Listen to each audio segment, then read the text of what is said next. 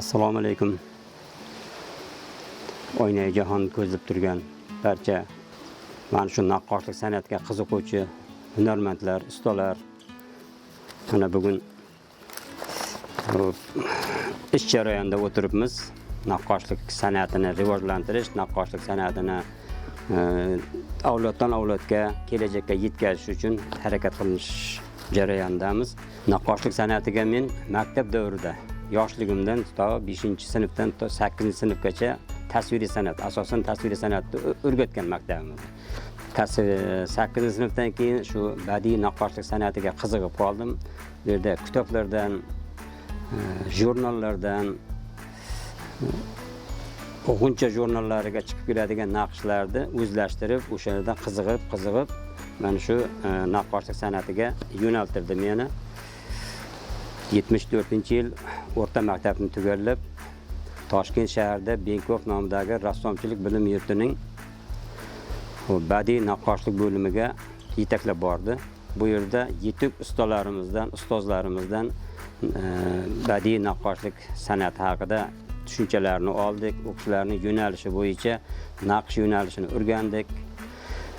Naqsh jarayonida bizlarga ko'proq eski arxitektura, masalan, Samarqand, Buxoro, Xorazm, Toshkent shaharlarida, vodiylarda eski qurilgan arxitektura inshootlarida chizilgan naqshlardan bizlarga ko'pgina ko'rsatib, ulardan bizlarga qiziqtirar edilar va o'shandan oddiy elementlarni chizib boshlardi. Bizlar ana shu ustozlarimizning ko'rsatgan yo'llanmasi bo'yicha birinchi kurs, ikkinchi kurslarda naqshning asosan elementlarini, oddiy elementlardan chizib boshladik.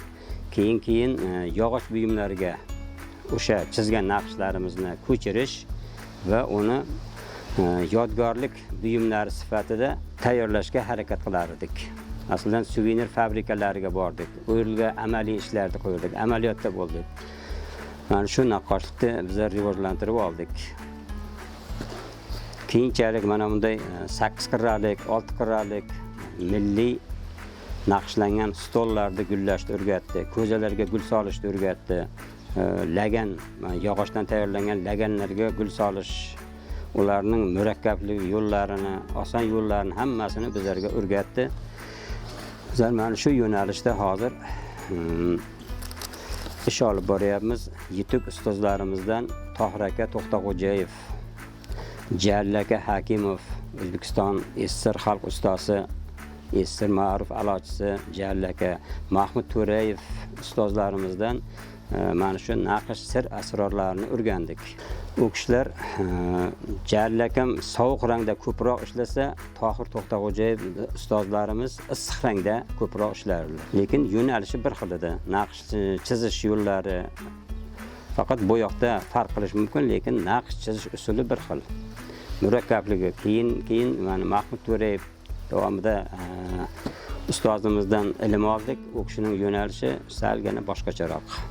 Ham chizish uslubida boshqacharoq, ham bo'yoq uslubida boshqacharoq. Bizga mana shu ustozlarimiz bizlarga shu naqqoshlik sirlarini, naqqoshlik kelajakda qanday yo'l olib ketishlarini hammasini bizlarga o'rgatgan.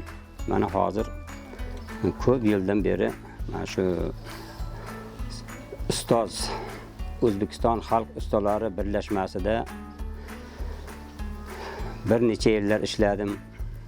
U yerda shu Jalil akam brigadasi boshlig'ida xonadonlarni, choyxona, mehmonxonalarni badiiy bezak naqqoshlik uslubi bilan naqshlashda u kishiga yordamchi bo'lib ishladik. Mana hozirgi paytda Samarqand xalq ustalar birlashmasida ishladik. Surxondaryo viloyatlarida ko'pgina inshootlarda, Samarqandning o'zida ko'pgina inshootlarda badiiy naqqoshlik bilan bezashda ishtirok etdik. Hozirgi paytda mana bunday yog'ochlardan tayyorlangan buyumlarga gul solishga qiziqaman. O'shani tayyorlash jarayonini, bo'yash jarayonini hammasini hozir o'zimiz o'g'illar bilan, shogirdlar bilan birgalikda tayyorlab kelmoqdamiz. Shulardan 8 qirrali stol, yonida 2 ta stulchasi bilan, shaxmat stollari narda xalqqa nima kerakli bo'lsa, o'sha narsaga tayyorlashga harakat qilyapmiz.